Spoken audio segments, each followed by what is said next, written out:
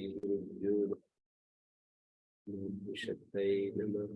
ओम सतो मा सद्गमय तमसो मा ज्योतिर्गमय मृत्योर्मामृतंगमय। ओम शांति शांति शांति। योग शास्त्र की 93वीं कक्षा है। चौथे पाद में हम चलेंगे। उसमें सिद्धियों के बारे में कहा कि सिद्धियां कैसे कैसे मिलती हैं। जन्म, औषधि, मंत्र, तप, समाधि जा सिद्धि।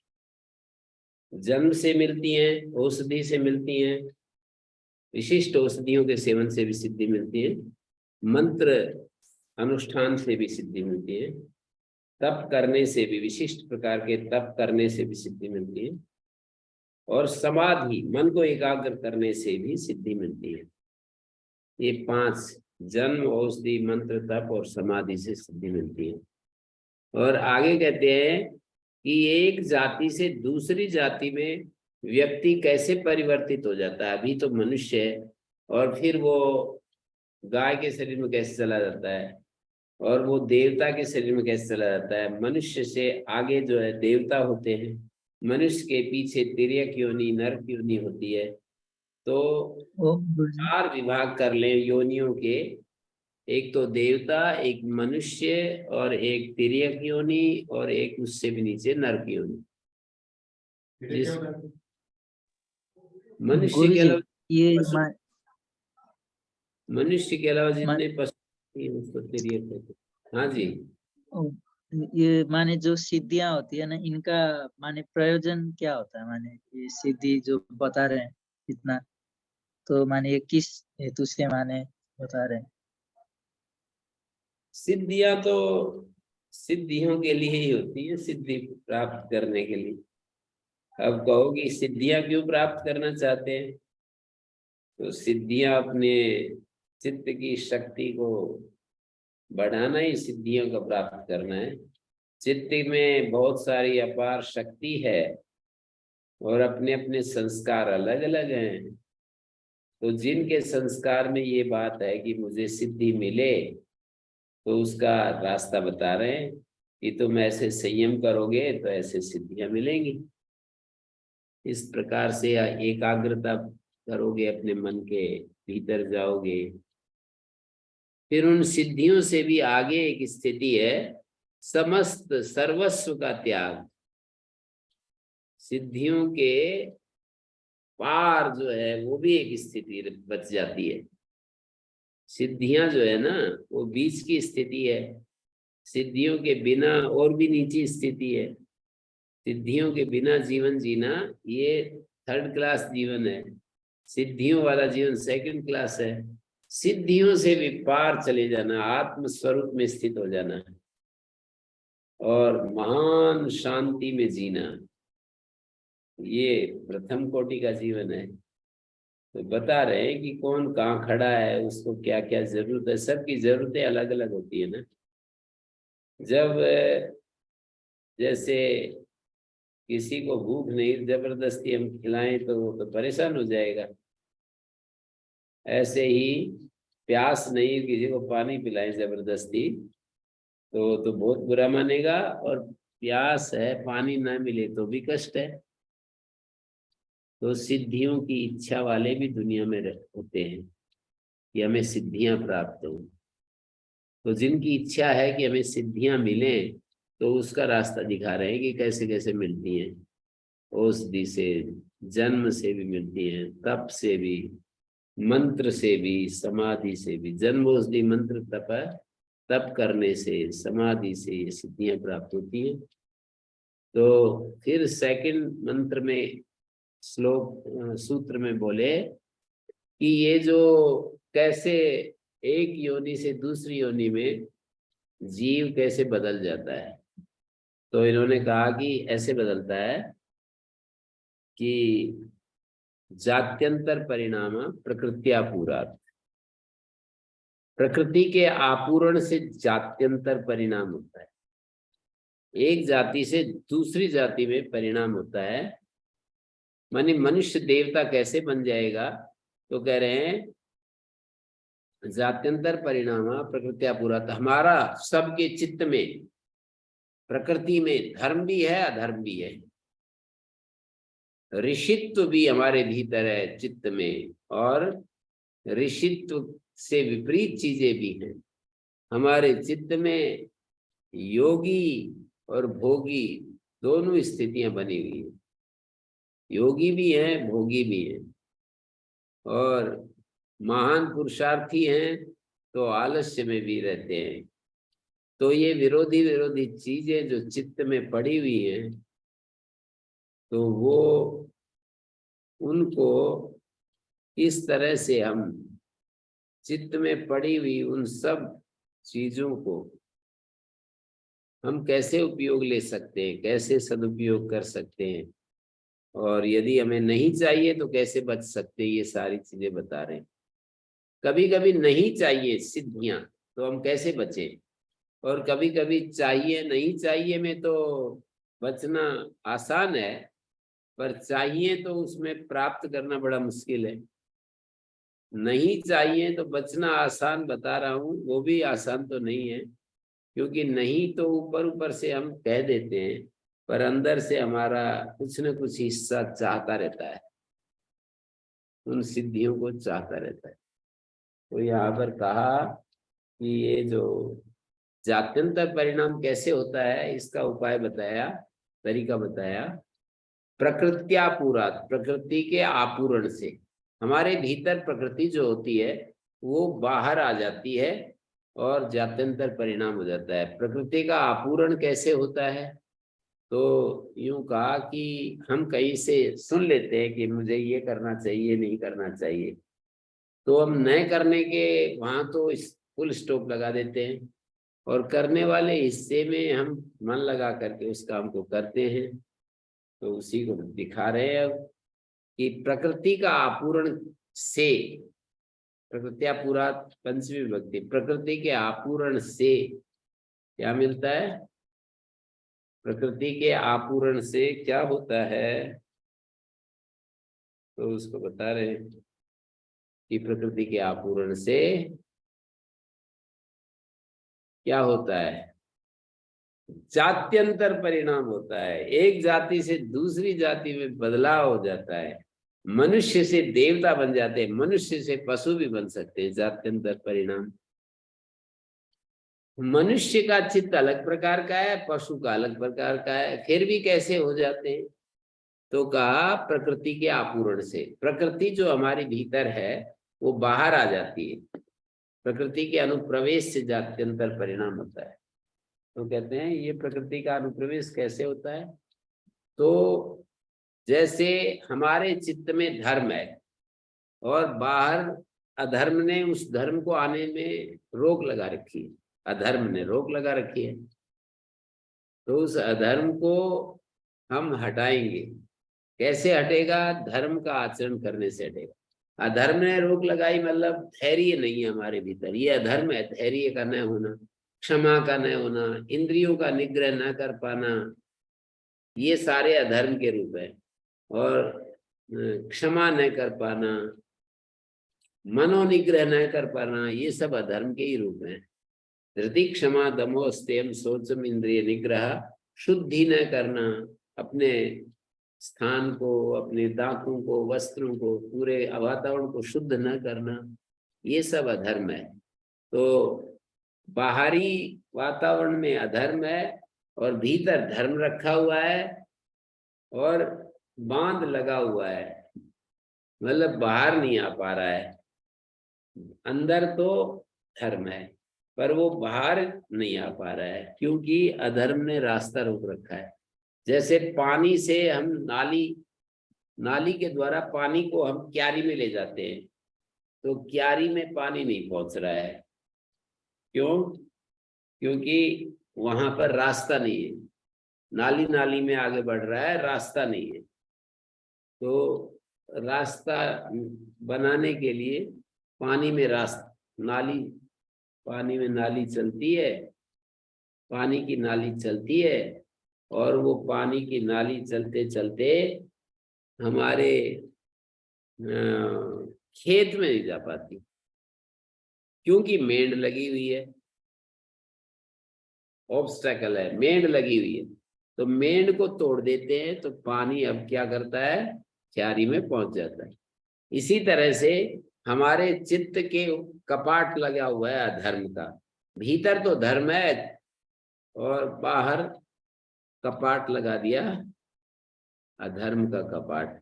अब उस अधर्म को हटाने से फिर धर्म अपने आप ही विकसित हो जाएगा।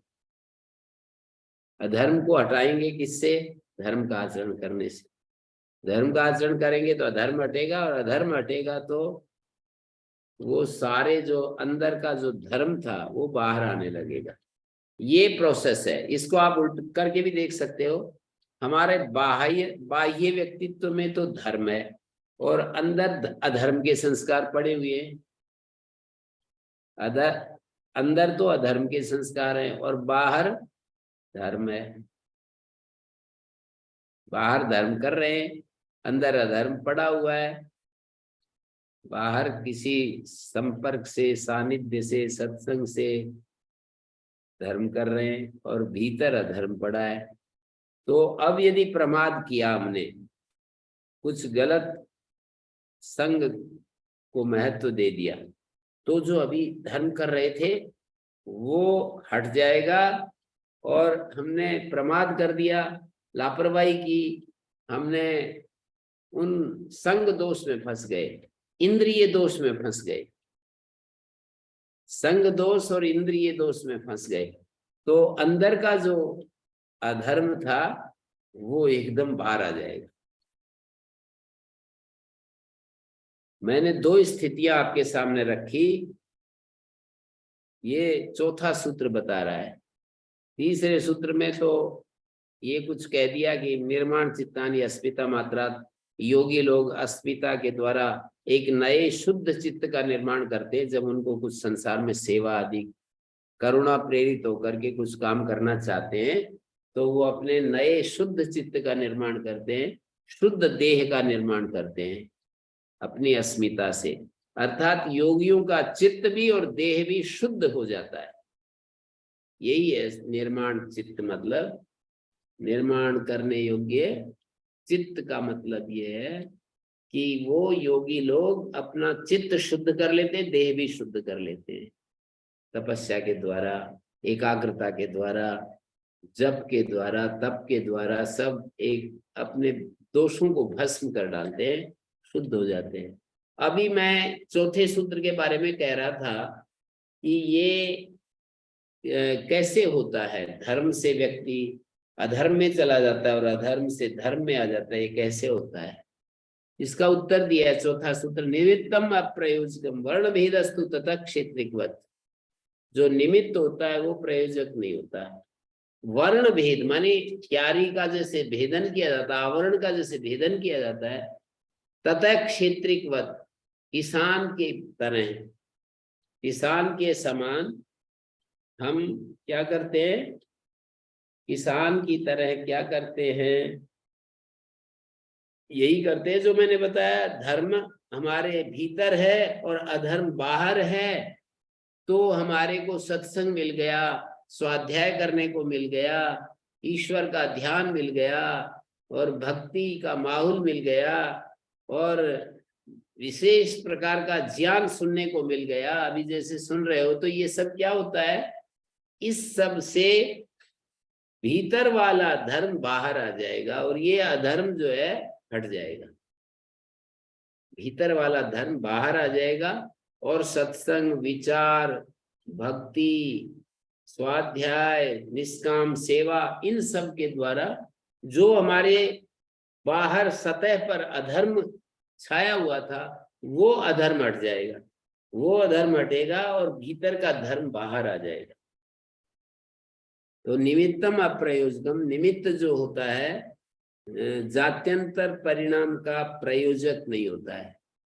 निमित्त के कारण से जो धर्म है वो अधर्म में और अधर्म धर्म में नहीं जाता। निमित्तम अप्रयोजकम केवल इतना ही होता है, आवरण भेद कर देते हैं। वर्ण भेद का मतलब आवरण भेद कर देते हैं, किसान के समान। तो इसको समझने की कोशिश करनी है कि किसान क्या करता है? किसान बोले पानी खींचता है और नाली के द्वारा क्यारी में भेजता है, पानी को क्यारी के द्वारा नाली के द्वारा क्यारी में भेजता है। यही किसान करता रहता है। अब हमारे भीतर तो धर्म है और बाहर अधर्म का आचरण है। कभी झूठ बोल देते हैं, कभी असंयम करते हैं, खाने पीने में चूक जाते हैं, ये सब गड़बड़ हो रही है। और भीतर तो संयम, धर्म, सदाचार, शांति ये सब पड़े हैं। तो आप अपने जीवन को कैसे बदल सकते हैं? तो बोले हम अपने जीवन को अवेयरनेस के द्वारा, शांति के द्वारा, बार बार अभिप्सा करके कि मुझे ये चीज चाहिए किसी भी तरह, बार बार अभिप्सा करके वो अंदर की जो चीज है उसको हम, बाहर जो अधर्म था अंदर धर्म था, अब तीसरे स्टेप पर, मतलब 3 स्टेप पर समझना पड़ेगा चीज को। अंदर की स्थिति और अभी वर्तमान चालू स्थिति, और चालू स्थिति में तो गड़बड़ हो रही है, लेकिन उसके बाद कोई सत्संग मिल गया, कोई पुण्य उदय हो गया, कोई ऐसा वातावरण मिल गया, तो उस वातावरण से जो अधर्म चल रहा था, हमारे चित्त पटल पर जो अधर्म चल रहा था वो हट गया, और उसके हटते ही अंदर का जो धर्म था वो बाहर आ गया। ये चौथे सूत्र में कहा गया है। अंदर का धर्म जब बाहर आ जाता है तो बस कितना आनंद होता है सब कुछ। इसमें किसी को कुछ पूछना हो तो बोलिएगा।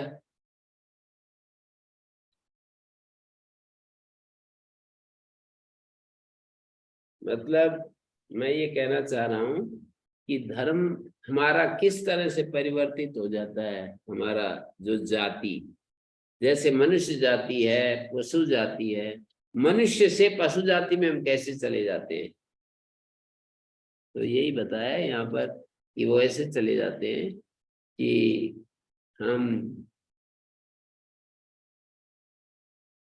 भीतर तो देवता बैठा है और बाहरी इंद्रियों में और वाणी में राक्षस बैठा है। तो अब कैसे देवता हमारे बाहर आए, तो वही बताया कि जो हमारी मन, वाणी, इंद्रियों में राक्षस बैठा है, हृदय में देवता बैठा है। हम चाहते हैं कि हृदय का देवता हमारे शरीर में, मन में, वाणी में सब जगह छा जाए, सब जगह वो फैल जाए, हम ये चाहते। तो वो कैसे फैलेगा? तो इसका उत्तर देते हैं कि आप सत्संग, सत्चर्चा, ध्यान, भजन, प्रेम, अभिप्सा, बार बार वो अच्छी चीजें बार बार उनको याद करें। तो क्या होगा? उनको याद करने से, उनको याद करने से क्या होगा? तो कह रहे हैं कि जो सतह पर अधर्म है वो हटता चला जाएगा। जैसे किसी कॉलोनी में बहुत बड़ा डाकू रहता हो और वहां का पुलिस अधीक्षक पूरा सबसे बड़ा स्टेट का कोई वो आ जाता है, जो क्या बोलते हैं उसको, डायरेक्टर जनरल पुलिस, डीजीपी, कोई डीजीपी रहने लगे उसी कॉलोनी में,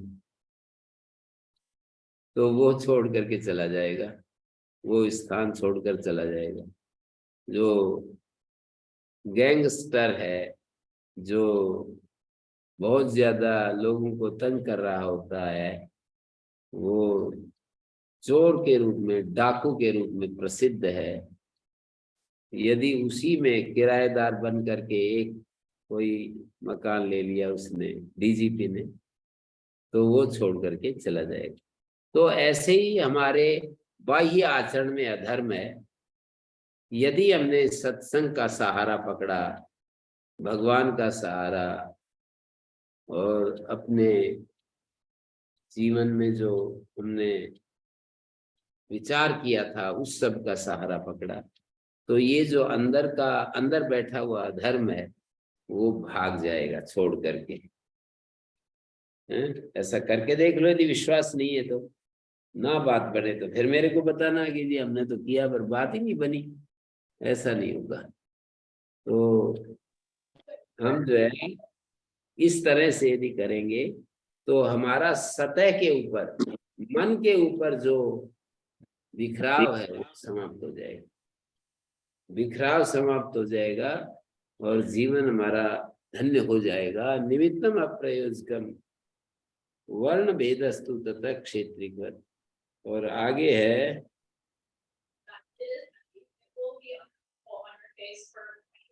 गुरुजी जी, नमस्कार। गुरुजी हरिओम। गुरुजी ये जो अंदर है हमारे, धर्म है या अधर्म है जो बैठा हुआ आप जो कह रहे हैं, वो वृत्ति के रूप में बैठा हुआ है, संस्कार वो के रूप में, संस्कार के वृत्ति नहीं, रूप में, वृत्ति नहीं संस्कार के रूप में। तो वो संस्कार उठेगा नहीं, वो प्रबल नहीं होगा। वो संस्कार ही तो बता रहा हूँ कि वो संस्कार सतह पर आ जाते हैं जब बाहर की रुकावट हटती है। और भाव की रुकावट कैसे हटेगी, मतलब दोनों तरफ से हटती है। बाहर अच्छा चल रहा है, प्रमाद कर बैठे, कुसंग मिल गया, कहीं कुछ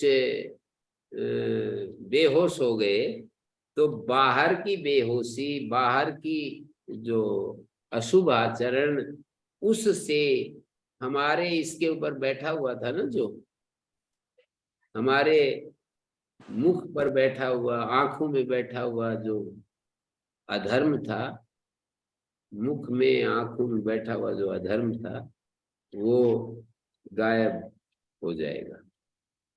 कैसे? सत्संग से, सद्विचार से। सद्विचार से वो जो बाहर बैठा हुआ अधर्म था, सत्संग, सच्चर्चा, सद्विचार, ध्यान, तप, स्वाध्याय, इन सब से वो गायब हो जाएगा जो बाहर बैठा हुआ है। और बाहर बैठा हुआ वो गायब हो गया तो अंदर का जो धर्म था उसको बाहर आने के लिए कोई बाधा नहीं है, रुकावट नहीं है, तो बाहर आ जाएगा। इस तरह से परिवर्तित हो जाएगा। अंदर का धर्म बाहर आया है, अंदर का अधर्म बाहर आया है, अंदर का देवता बाहर आया है, अंदर का पशु बाहर आया है। हमारे चित्त में सारी चीजें हैं, पशु भी बैठा है चित्त में, देवता भी बैठा है, मनुष्य भी बैठा है, और नरक नारकीय प्राणी भी बैठा है, सब बैठे हैं हमारे चित्त में। वो चित्त में से बाहर आ जाते हैं। जैसा बाहर हमारे को वातावरण हम देते हैं ना, मैंने उल्टा भी बतलाया कि अभी भीतर तो सब कुछ है, और एट वन टाइम, एक सिंगल समय में अभी प्रधानता किसी की रहेगी। मान लीजिए थोड़ी सी देर के लिए कि हमारे भीतर तो सब कुछ है, फिर वाणी में, आंखों में, कर्म में राक्षस जो है ना वो बैठा हुआ है। हमारी वाणी राक्षस की तरह काम करती है, आंखें भी राक्षस की तरह देखती हैं, मन भी राक्षस की तरह चलता है। ये सब होने लगा, ये सब होने लगा तो क्या करेंगे? ये सब होगा तो क्या करेंगे? करेंगे यही कि हम सद चर्चा करेंगे, सद्विचार करेंगे, भावना करेंगे, भगवान के प्रति दृढ़ भक्ति करेंगे। इससे जो ये सतह के ऊपर अधर्म बैठा था, अधर्म हट गया। अधर्म हटने से धर्म बाहर आ गया। उल्टा भी कर दीजिए, अधर्म तो भीतर है, धर्म उसमें है, बाहरी वातावरण में, बाहरी आचरण में।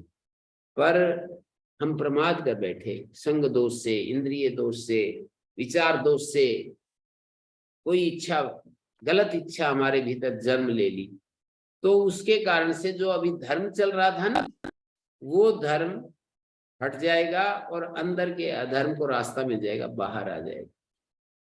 तो इस तरह से ये जात्यंतर परिणाम होता है। अब बोलिए कुछ। ओम गुरु जी। हाँ जी। गुरु जी, जैसे आपने अवेयरनेस के लिए बोला, तो अवेयरनेस जो है वो चित्त में हो रहा है या पुरुष में हो रहा है? वो क्रिया कहाँ पे होगी अवेयरनेस? नहीं, अवेयरनेस तो आत्मा का स्वभाव है ना। तो मतलब चित्त को देखना ही अवेयरनेस है दृष्टावान में? हाँ बिल्कुल, साक्षी भाव अवेयरनेस ही है। तो गुरुजी उस, हाँ जी, हमारा शास्त्र इतना सुंदर क्यों है? सुंदर क्यों मिला? हम है? हिंदुत्व को हमारा शास्त्र इतना सुंदर क्यों है?